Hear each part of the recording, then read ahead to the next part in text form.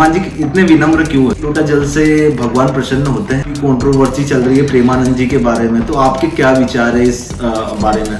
शुक्रताल की महिमा और कथा के बारे में थोड़ा बताइए। नमस्कार दोस्तों, आपका स्वागत है हमारी एक खास पॉडकास्ट में, जिसमें हमारे आज के गेस्ट है पंडित दिनेशन बाबू जी, जो कि एक रामायण और श्रीमद् भागवत के प्रवक्ता है और ओंकारेश्वर के जाने माने संत है। तो हम वन बाय वन क्वेश्चंस करेंगे कि खास होते हैं आध्यात्म में और हमारे खुद के जीवन में। तो स्टेप बाय स्टेप क्वेश्चंस पूछते हैं। तो अभी गुरुजी की रिसेंट कथा हुई थी शुक्रताल में, तो गुरुजी आप थोड़ा शुक्रताल की महिमा और कथा के बारे में थोड़ा बताइए। देखिए, शुक्रताल जो है ये वो भूमि है कि जो श्रीमद् भागवत की जन्मस्थली है।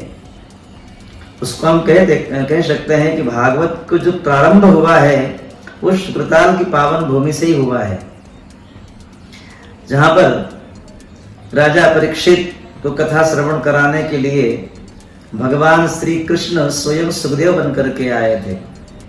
तत्रा भवत भगवान व्यासपुत्रः, स्वयं हमारे ठाकुर जी कन्हैया ही सुखदेव जी स्वयं बनकर के आए और परीक्षित को कथा श्रवण कराई, और मात्र 7 दिवस के अंदर जो है उनको मोक्ष प्राप्त हो गया। तो ऐसी पावन भूमि है। ऐसी पावन भूमि के ऊपर हमारे पितृ मोक्ष के लिए हम लोगों ने पिछले सावन मास में भगवान की मंगलमय कथा का जहाँ पर आयोजन हुआ, और बड़ा ही रमणीय स्थल है। निरंतर द्वापर युग से कंटिन्यू कथाएं वहां पर चलती आ रही है। कभी भी कथा वहां पर बंद नहीं होती। कहीं न कहीं भगवान का सत्संग की धारा प्रवाह वहां पर प्रचलित चलती रहती है। तो ऐसी पावन भूमि है। तो गुरुजी, जिनको भी पितृदोष होता है, क्या उन सभी को कथा करवाना चाहिए वहां पर? जी, इस कलिकाल में प्रत्येक प्राणी जो है वो 3 प्रकार के ऋण से ऋणी रहता है। जैसे पितरों का ऋण हो गया, जैसे ऋषियों का ऋण हो गया, जैसे देवताओं का ऋण हो गया।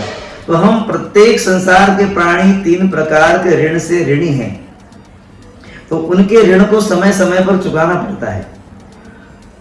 जब हम यज्ञ पूजन करते हैं जिससे देवता लोग तृप्त होते हैं, जब हम शास्त्रों का अध्ययन करते हैं, तो जिन ऋषियों ने इतनी तपस्या करके, इतनी मेहनत करके शास्त्रों का निरूपण किया, शास्त्रों का लेखन किया, जब हम शास्त्रों का अध्ययन करते हैं तो हमारे ऋषि बड़े प्रसन्न होते हैं।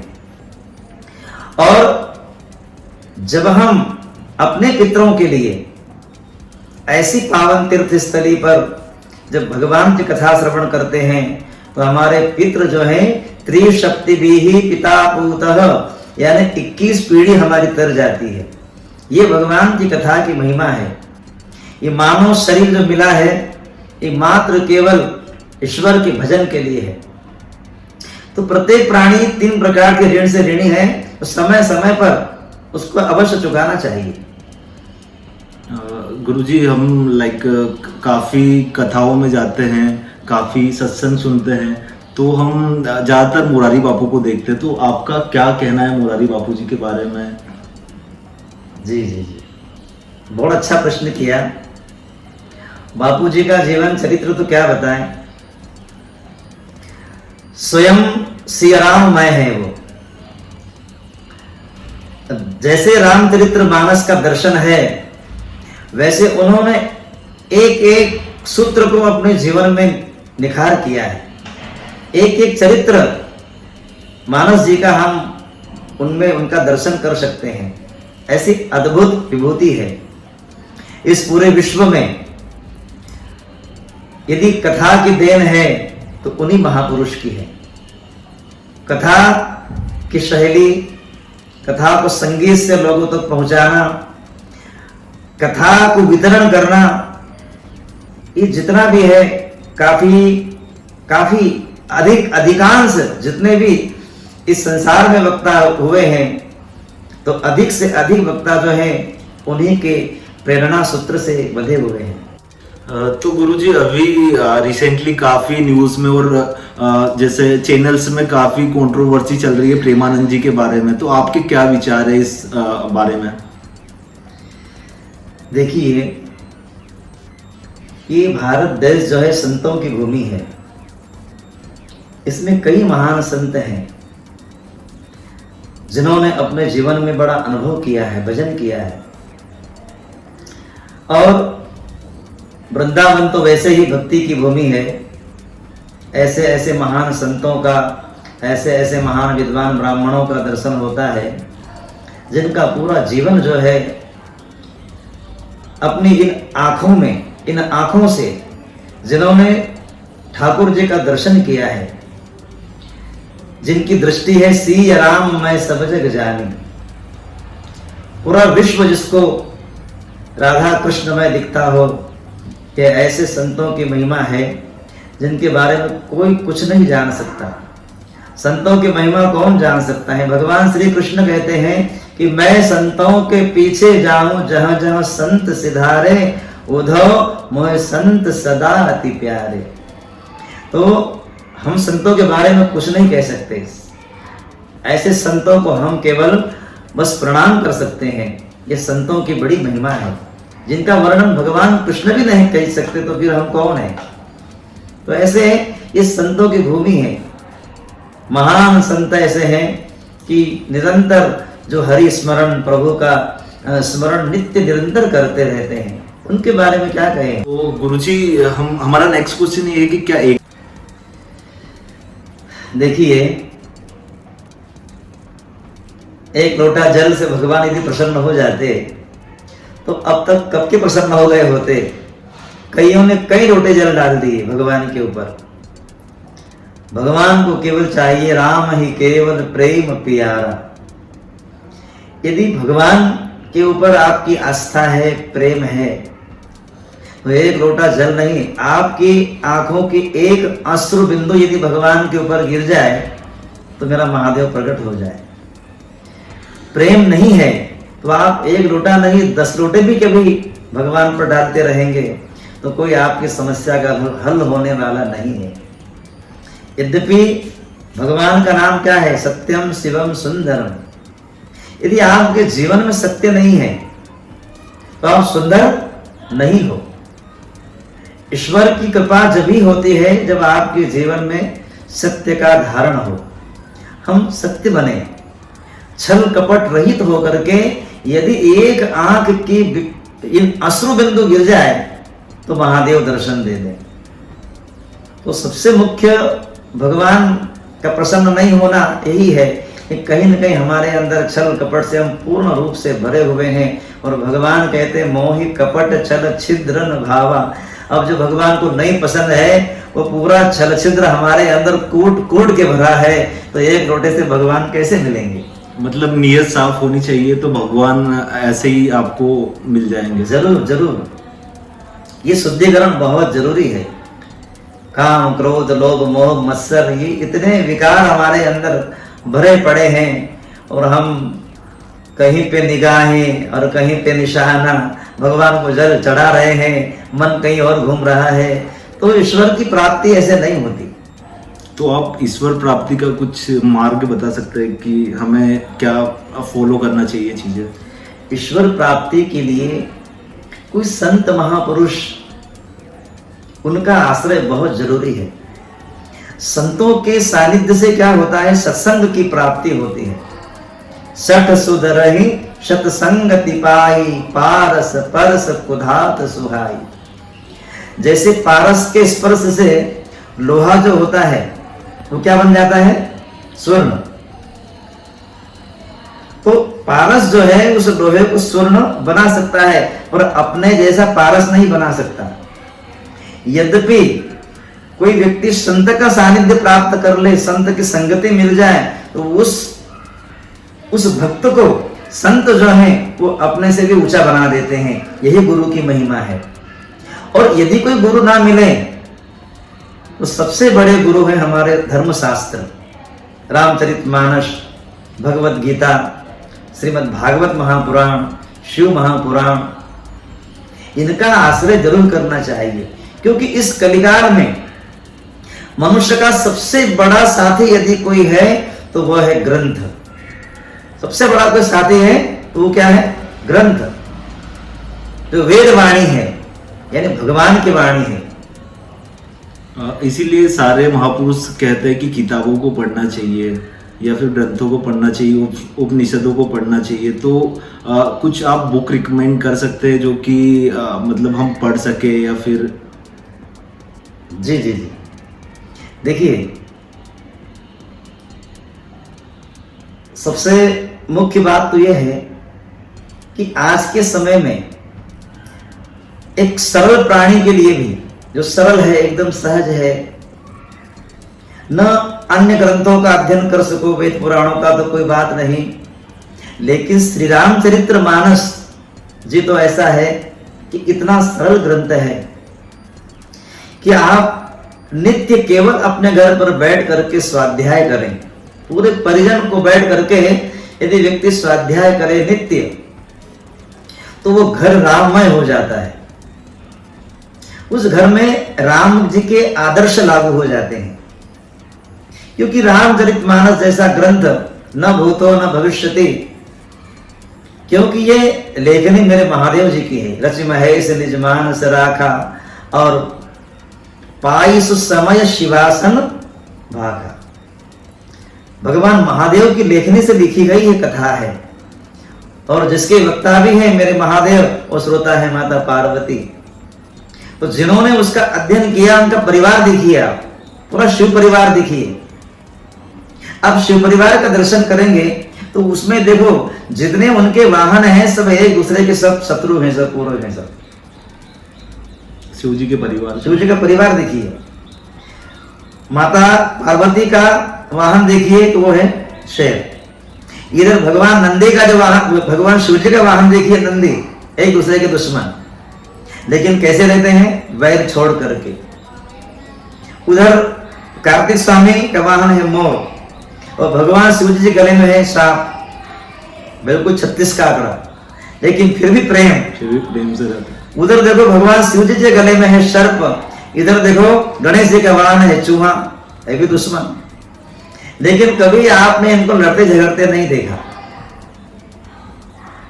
तो रामचरित्र मानस का जो अध्ययन स्वाध्याय करता है, तो उसमें आदर्श, प्रेम, ये भगवान की कृपा से अवश्य प्राप्ति होती है। ये क्योंकि उस ग्रंथ की महिमा है, और रामचरित्र मानस कोई पुस्तक नहीं है, ये साक्षात भगवान का विग्रह है, भगवान का स्वरूप है।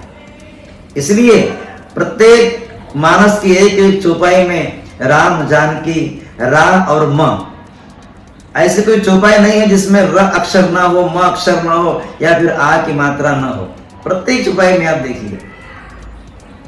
तो ऐसा धर्म ग्रंथ है हमारा रामचरित्र मानस, जो सरल से सरल व्यक्ति भी उसको सुलभता से प्राप्त होता है। घर घर में आज रामचरित्र मानस है, तो हमें उनका दर्शन अवश्य करना चाहिए। अपने बच्चों को पढ़ाएं, स्वयं बैठें। जब आप स्वयं पढ़ेंगे तो आपके बच्चे अवश्य रूप से अध्ययन करेंगे।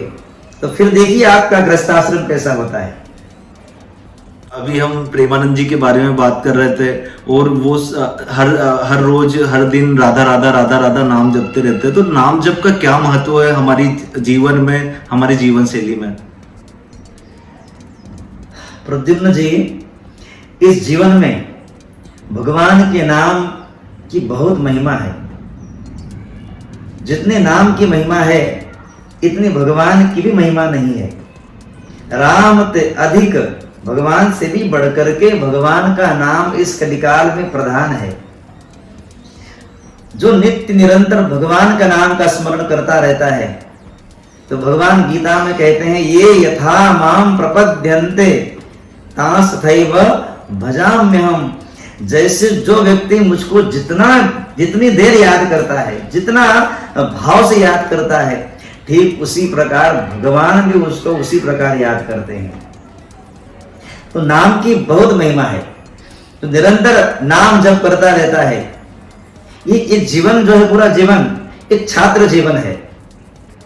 जैसे उदाहरण के लिए एक स्टूडेंट निरंतर अध्ययन करता है, 1 वर्ष तक कोचिंग करता है, घर भी अध्ययन करता है।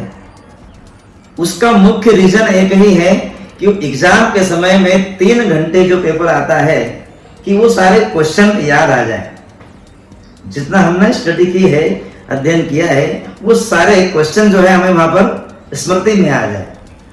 तो वर्ष भर का अध्ययन जो है उसका क्या कारण है कि एग्जाम के समय याद आ जाए। यदि वर्ष भर भी हमने खूब अध्ययन किया लेकिन लगन से नहीं किया तो आप एग्जाम के समय में आपका रिजल्ट बिल्कुल पॉजिटिव आने वाला नहीं है। इसी प्रकार से हम जीवन भर भगवान का स्मरण करते हैं। किस कारण कि जन्म जन्म मुनि यतन कराही अंत राम कहीं आवत नाही। ये जीवन भर भगवान का स्मरण करते करते करते और इसलिए करते हैं कि अंतिम समय में केवल भगवान की स्मृति हो जाए, भगवान का नाम हो जाए तो ये मनुष्य का कल्याण हो जाए। तो क्या नाम जप से भगवान की प्राप्ति हो सकती है? जरूर। आप किसी को पुकारो, किसी के दरवाजे पर जाओ, आपसे नहीं बोलता हो, आपका उनका तो किसी प्रकार से अनबन हो गई हो, उसके द्वार पर जाओ, 1 बार पुकारो, 2 बार पुकारो, 3 बार पुकारो, 4 बार पुकारो। आप जब बार बार पुकारेंगे तो वो नहीं बोलेगा तो उसकी पत्नी जरूर बोलेगी कि बाहर जाकर के देखो कि भाई कौन आया है। तो ऐसे आप जब बार बार राधा राधा राधा राधा कृष्ण करते रहोगे तो भगवान नहीं सुनेंगे तो हमारी किशोरी जी अवश्य सुनेगी कि जाकर देखो तो सही कौन है आखिर। क्यों कि पिता कठोर हो सकता है लेकिन माता कुमाता न भवती, माँ कभी कुमाता नहीं हो सकती। माँ का हृदय बड़ा कोमल होता है, माँ बड़ी कृपालु होती है। इसलिए नाम जब से भगवान अवश्य श्रवण करते हैं, भगवान सुनते हैं। और इसको अन्य उदाहरण है, एक ही नहीं। गजग्राह का जब युद्ध हो रहा था उस जल के अंदर, उस मगर ने हाथी का पैर पकड़ा तो हाथी ने देखा कि पूरा परिवार मेरा था, 50 पत्नियां, 150 बच्चे, इतना बड़ा विशाल परिवार। लेकिन जब ये सभी हाथी को खींचने में ये जब सब हार गए, सबके बल क्षीण हो गया। क्यों कि वो ग्राह जो था उस गजराज को जल के अंदर खींच करके ले गया, तो पूरा परिवार मुंह मोड़ करके चला गया। जब हाथी ने देखा कि यहाँ अपना कोई नहीं है संसार में, तो अंत में उसने भगवान को पुकारा। तो नाम किसका लिया? नारायण का। जब भगवान को पुकारा तो दुनिया में आप किसी को पुकारो वो आए ना आए, लेकिन एक बात पक्की है कि आप ठाकुर जी को पुकारो तो वो आपकी अवश्य सुनते हैं। ऐसे कई उदाहरण हैं और इनका सब दर्शन इन धर्म शास्त्रों में मिलता है। इसलिए धर्म शास्त्रों का अध्ययन करना चाहिए, स्वाध्याय करना चाहिए। उससे भगवान के प्रति प्रेम होता है, एक जिज्ञासा होती है। और जब भगवान से प्रेम हो जाएगा तो ये संसार धीरे धीरे धीरे धीरे अपने आप दूरी बना लोगे और ईश्वर से आप करीब पहुंच जाओगे। यह है नाम जप की महिमा। गुरुजी, मैं काफी हनुमान जी के बारे में पढ़ता हूँ, रामायण पढ़ता हूँ, काफी चीजें देखी हुई है मैंने, जैसे वीडियोस में। तो मैंने देखा कि हनुमान जी काफी विनम्र है। वो लंका भी गए तो उन्होंने यही बताया कि मैं राम जी का दूत हूँ। उन्होंने कुछ ज्यादा बड़ी चीजें नहीं बताई अपने बारे में। तो आप इसके बारे में क्या विचार रखते हो? और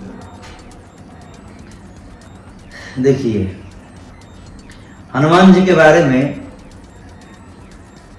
एक दर्शन प्राप्त होता है कि ज्ञानी नाम अग्रगण्यम शकल गुण निधानम वानराणाम अधीशम रघुपति प्रिय भक्तम वात जातम नमामि। हनुमान जी क्या है? ज्ञानी नाम अग्रगण्यम, यानी ज्ञानियों में सबसे आगे है।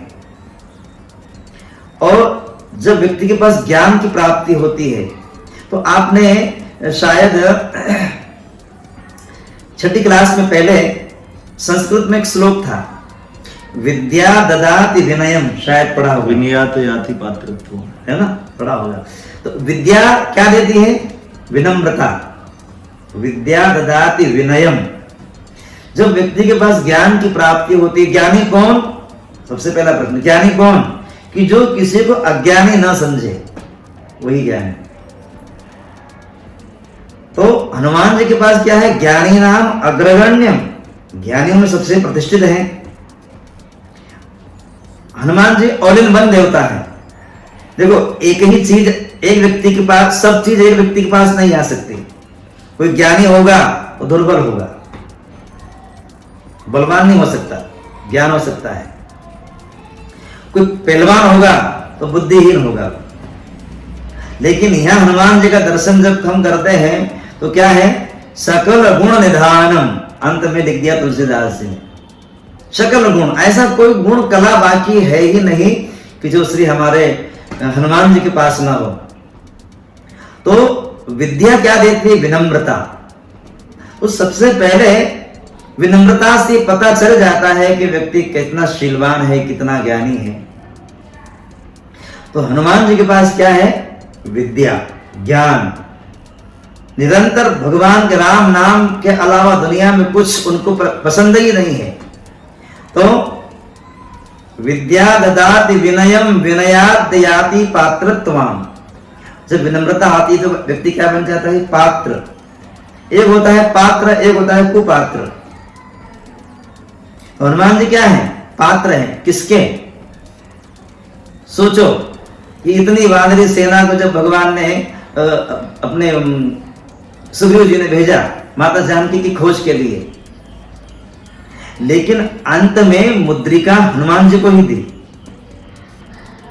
सबको नहीं दी भाई। सबको अलग अलग भेजा कि तुम पूर्व में जाओ, तुम पश्चिम में जाओ, तुम दक्षिण में जाओ। तो भाई जब हनुमान जी को दी मुद्रिका, अब मान लीजिए कि जो लोग उत्तर में गए हैं, कभी जानकी जी उधर की भी मिल गई, तो उनको क्या संकेत देते? तो वैसे मुद्रिका सबको देना थी, पर मुद्रिका केवल हनुमान जी को ही दी, क्योंकि हनुमान जी पात्र हैं। उनको पता है कि मुद्रिका कैसी थी? प्रभु मुद्रिका मेल मुख माही, राम नाम से अंकित मुद्रिका थी। और मुद्रिका क्या है? उस मुद्रिका को हनुमान जी ने कहां रखा?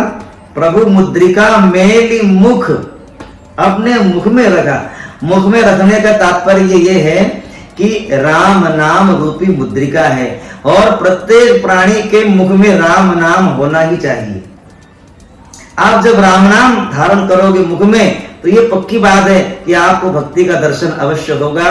जैसे हनुमान जी ने राम नाम रूपी मुद्रिका मुख में धारण की, तो कहां चले गए? 100 योजन समुद्र लांग करके चले गए, और माता जानकी, जानकी यानी कि भक्ति, भक्ति की प्राप्ति हो गई। जब आप राम नाम का आश्रय लेंगे तो आपको भक्ति की प्राप्ति हो जाएगी, और जब भक्ति की प्राप्ति आपको हो जाएगी तो आप भी हनुमान लाल जी जैसे बिल्कुल विनम्र हो जाओगे। यह है महिमा। तो गुरुजी, काफी लोग हमें मिलते हैं जो कि नशे के आदी होते हैं और उन नशे को शिव जी के साथ जोड़ते हैं। तो ये शिव जी के साथ नशे को जोड़ना क्या सही है या गलत है? इस पे आपकी क्या टिप्पणी रहेगी? क्या है? नाम तो है शिव जी का, और शौक अपना पूरा करना, भगवान को केवल एक माध्यम बना करके और अपना शौक पूरा करना, एंजॉय करना। भगवान का तो एक ही नशा है, शिव जी का एक ही नशा है, केवल राम नाम का। जहां भी बैठते हैं बस केवल एक ही स्मरण होता है, लाग समाधि अखंड अपारा, और वो समाधि में राम नाम शिव सुमिरन लागे, केवल राम नाम का सुमिरन होता है। इससे बड़ी और क्या नशा? और हर प्राणी को नशा यही होना चाहिए, भक्ति का नशा। बाकी तो सब नशे बेकार हैं दुनिया के। ये सब नशा अपना शौक पूरा करने के लिए, मस्त एंजॉय करने के लिए। बाकी तो नशा जो है, नशा यदि शराब में होता, नशा किसमें है? नशा मुझ में है। नशा शराब में नहीं होता। नशा यदि शराब में होता तो मैं खाने में बोतलें क्यों नहीं उछलती? तो इसलिए नशा यदि जीवन में वास्तविक करना है तो सात्विक नशा है, वो है प्रभु नाम का नशा। तो गुरुजी, जैसे कि काफी लोग घर से निकलते हैं और चाहते कि हमारे साथ कोई अनहोनी ना हो, तो हमें कुछ ऐसी चौपाई बताइए जिससे हम घर से निकलते टाइम पढ़े और उससे कोई हमारे साथ अनहोनी ना हो, कोई चीजें ऐसी दुर्घटना ना हो। जी जरूर जरूर। घर से निकलते वक्त भगवान का स्मरण किया जाए तो रामचरित्र मानस में भी उसका दर्शन होता है।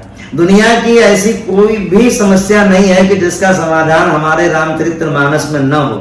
कोई भी, आप कुछ भी उठा लो दुनिया में से, हर चीज का समाधान रामचरित्र मानस ग्रंथ में गोस्वामी जी ने लिखा है। और लिखा ही नहीं, केवल एक एक मंत्र को सिद्ध किया है। रामचरित्र मानस की एक एक चौपाई सिद्ध की हुई है। सिद्ध का मतलब हम उसको बार बार पढ़ते रहे तो वो चीज सिद्ध हो जाती है।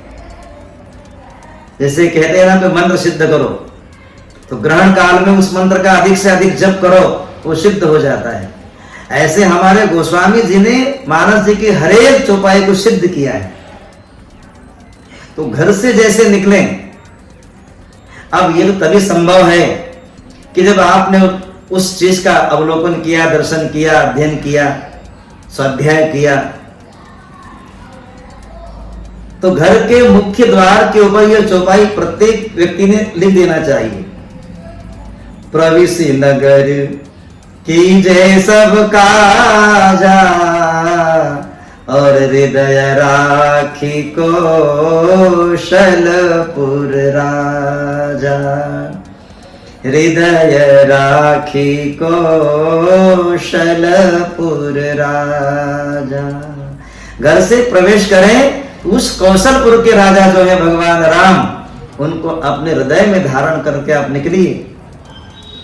फिर देखिए आप, फिर आपके जीवन की गाड़ी आप नहीं चलाएंगे, आपकी फोर व्हीलर भगवान स्वयं ड्राइविंग करेंगे। आप तो केवल बैठने वाले हो जाएंगे। कैसे? उदाहरण,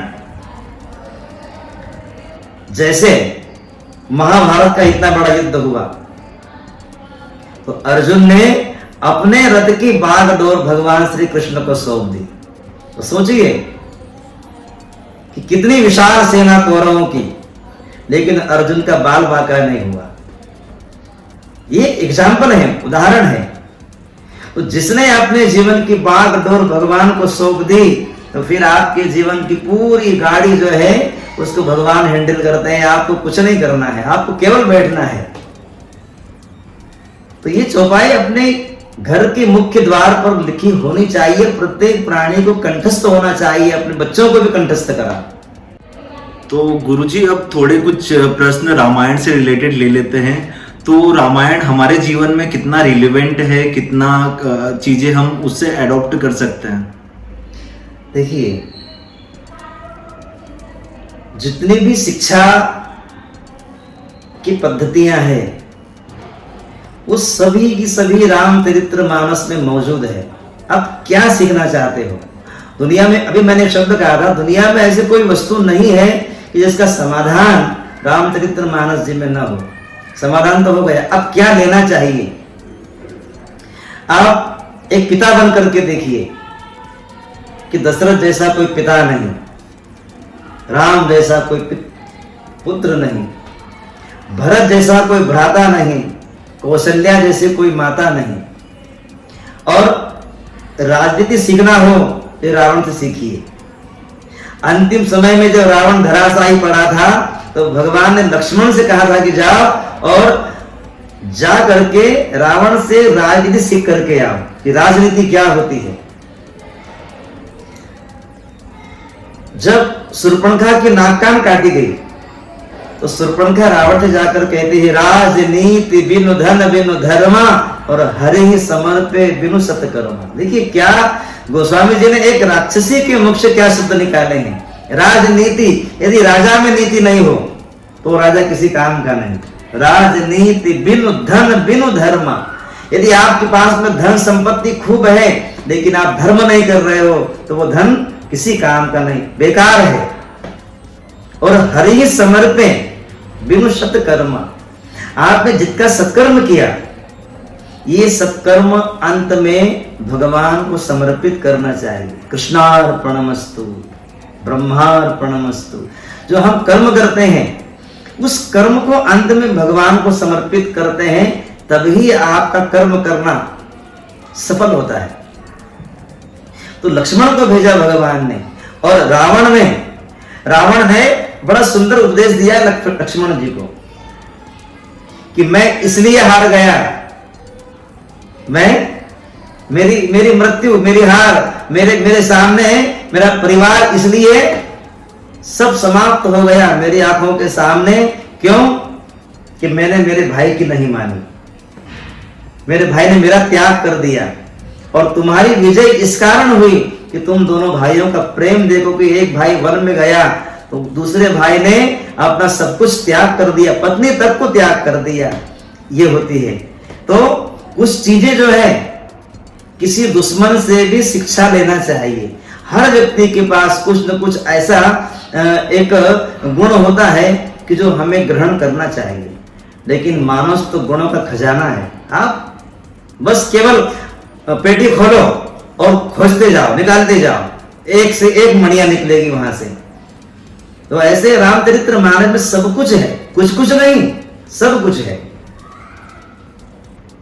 दुश्मन भी रावण के जैसा मिला तो हाँ, बिल्कुल, ये भगवान का परिकर है ये। वैसे रामचरित्र मानस 3 सीढ़ियां हैं। क्या है? 3 सीढ़ियां हैं रामचरित्र मानस। भगवान ने चरित्र कैसे किया? मनुष्य जैसा, बिल्कुल सहज सरल। लेकिन भगवान ने एक संदेश भी दिया कि मैंने तुम्हें ग्रंथ भी दिया और साथ साथ में चलकर भी बताया कि कैसे जीवन जीना चाहिए। अब मनुष्य को करना क्या है कि 3 सीढ़ियां हैं। तो पहले क्या बनो? रामचरित मानस। पहले क्या बनो? अच्छे मनुष्य बनो। पहले अच्छे मनुष्य बनो और मानस का अध्ययन करो, रामचरित्र मानस। और फिर क्या करो? एक सीढ़ी, फिर सेकंड सीढ़ी क्या है? चरित्र। अपना चरित्र अच्छा दर्शन कराओ। जब 2 सीढ़ी पर आप चढ़ जाएंगे तो भगवान कहते हैं आपको तीसरी सीढ़ी पर जाने की आवश्यकता नहीं है, फिर मैं स्वयं तुम्हारा हाथ पकड़ लूंगा वहां से। 2 सीढ़ी जरूरी है। एक हम अच्छे मानव बने और दूसरा हमारा चरित्रवान हो, तो फिर भगवान दूर नहीं है। तो गुरुजी हमारा अगला प्रश्न है कि हम रावण को भी ज्ञानी मान सकते हैं? जी जरूर, रावण ज्ञानी था, उसमें कोई दो मत नहीं है। लेकिन रावण के आंखों में वासना है, और जब वासना होती है तो ईश्वर से प्रेम नहीं होता। वासना भगवान से दूर ले जाती है, व्यक्ति ईश्वर से दूर ले जाती है। और भगवान से दूर ले जाने के लिए सबसे पहले जो है वासना आंखों में प्रवेश करती है। जब कुछ सुंदर वस्तु को देखा तो ये आंखें उस पर आकर्षित हो जाती है। तो जब देखने वाले की दृष्टि के ऊपर है, जब उसको हम देखें तो ये विचार आ जाए कि ये व्यक्ति इतना सुंदर है तो इसको बनाने वाला श्याम सुंदर कितना सुंदर होगा। जब ये दृष्टि आपकी हो जाती है तो ये आपकी भक्ति हो जाती है। लेकिन रावण वासना का बड़ा शिकारी था। वो मंदोदरी जैसी इतनी सुंदर पत्नी होकर भी कई कन्याओं का उसने अपहरण किया, जीत करके लाया, लूट करके लाया। लेकिन एक बात है, उस चीजें रावण से भी सीखना चाहिए। रावण की भक्ति देखो। अच्छा, निशाचर वंश में जिसको भी आप देखोगे कि उन्होंने एक ही लक्ष्य ईश्वर की प्राप्ति यदि की है और भगवान को प्राप्त ही किया है। ब्रह्मा जी की साधना की, ब्रह्मा को प्रकट किया, वरदान मांगा, लेकिन भक्ति का दुरुपयोग किया उन्होंने। ईश्वर प्राप्त हो जाए, कोई किसी को सिद्धि प्राप्त हो जाए, तो सिद्धि प्राप्त करने के बाद उसका दुरुपयोग करना यह गलत हो जाता है। उसका सदुपयोग करना, सदुपयोग किया तो वह आपकी भक्ति जो है वो सार्थक हो जाती है। तो कहीं ना कहीं रावण के पास ठीक है साधना की, भगवान का साक्षात्कार हुआ, ब्रह्मा को दर्शन हुए, शिव जी का दर्शन हुआ, लेकिन उसके बाद क्या है कि उन चीजों का कहीं ना कहीं गलत दुरुपयोग किया है। इस कारण से व्यक्ति की भावना में थोड़ी सी हीनता हो जाती है, वरना तो भगवान के द्वारपाल हैं वो तो, जय और विजय। तो ऐसे रावण था बड़ा ज्ञानी, चतुर्वेदी, चारों वेद का ज्ञाता। तो हमें बस राम और रावण इन दो व्यक्तियों को दर्शन करने की जो हमारी एक दृष्टि होती है, दोनों में अलग अलग है। आप राम का जीवन चरित्र देखिए, प्रातः काल उठ के रघुनाथा, माता पिता गुरु नाम ही माता। और रावण को देखिए, मान ही माता पिता गुरुदेवा, उनको नहीं मानता था। और साधु न संग करवावहि सेवा, साधुओं से स्वयं सेवा करवाता था। तो ये है राम और रावण का परिचय। अब क्या बनना है हमको, राम बनना है कि रावण जैसा बनना है? तो गुरुजी, हमने जैसे देखा है कि रामायण में युद्ध हुआ, युद्ध के बाद राम रावण युद्ध के बाद राम जी जीते, फिर सीता जी की अग्नि परीक्षा हुई। तो इसके बारे में आपके क्या विचार है कि अग्नि परीक्षा होनी चाहिए थी, नहीं होनी चाहिए थी, और उस समय उस गांव के लोगों का क्या वक्तव्य था? देखिए, ये एक समाज के सामने अग्नि परीक्षा है। एक समाज को दृष्टिगत करने के लिए वास्तविकता में कोई अग्नि परीक्षा नहीं है। आप सबने रामचरितमानस का दर्शन किया है। भगवान जब पंचवटी में बैठे थे तो भगवान एक दिन अकेले बैठे थे माता जानकी के साथ में, और भगवान ने माता जानकी जी से कहा कि तुम पावक मह करहु निवासा, और जब लगी करहु निशाचर नाशा। तो भगवान ने माता जानकी जी को पावक यानी अग्नि के पास छोड़ रखा था, सुरक्षित। कब तक? कि जब लगी करहु निशाचर नाशा, कि हे देवी तुम अग्नि देवता के पास सुरक्षित रहो। कब तक? जब तक मैं ये निशाचर जिसके लिए मैं आया हूं, निशाचर हीन करहु मही, मैं इस पृथ्वी को निशाचरों से हीन करने के लिए मेरा अवतार हुआ है, जिस कार्य के लिए मैं आया हूं। यदा यदा ही धर्मस्य ग्लानिर्भवति भारत, अभ्युत्थानम अधर्मस्य तदात्मानं सृजाम्यहम्, परित्राणाय साधूनां और विनाशाय च दुष्कृताम। इन दुष्टों का विनाश कर दूं तब तक तुम अग्नि में प्रवेश करो। अब अग्नि में निवास कर दिया, भगवान की पूरी लीला हो गई, रावण वध हो गया। तो जो वस्तु जहां रखी थी उसको वहां से लेना पड़ेगी। माता जानकी जी को अग्नि के समीप किया था सुरक्षित, और उन्हीं से वापस लिया। लेकिन समाज को दृष्टिगत करने के लिए कि समाज कहीं उंगली न उठाए, इसलिए समाज को भी दिखाया। लेकिन वास्तविकता तो वही है कि माता जानकी जी को अग्नि देवता के पास से, और फिर माया की जानकी का रावण ने हरण किया था। पुनि माया सीता कर हरण, क्योंकि असली जानकी भगवती जगदम्बा है। रावण तो क्या, ऐसे लाखों रावण भी आ जाए तो भी उनकी छाया को छू नहीं सकता, वो आद्य शक्ति है माता। तो इसलिए भगवान ने लीला करी, और लीला की तो असली जानकी जी को अग्नि के समीप सौंप करके, और फिर माया की अग्नि जानकी जी बैठा दी, और उसी माया की जानकी जी का रावण ने हरण किया, और अंत में अपने असली जानकी जो थी वो अग्नि देवता के पास से ले ली।